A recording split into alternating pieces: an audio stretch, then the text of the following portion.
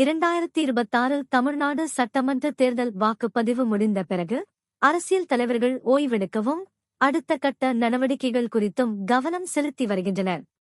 முதல்வர் ஸ்டாலின் கொடைக்கானல் பயணம். உதயநிதி ஸ்டாலின் துபாய் பயணம். நடிகர் விஜய் தனது அரசியல் கட்சியான தமிழக வெற்றி கழகம் சார்ந்த பணிகளில் தீவிரம் காட்டி வருகிறார். ஆனால் தளபதி விஜய் மட்டும் தமிழ்நாட்டிலேயே திருச்செந்தூரில் ஆசீர்வாதம் பெற தங்கியுள்ளார். தேர்தலுக்குப் பிறகான இவர்களின் முன்னுரிமைகள் இணையத்தில் வைரலாகி வருகின்றன.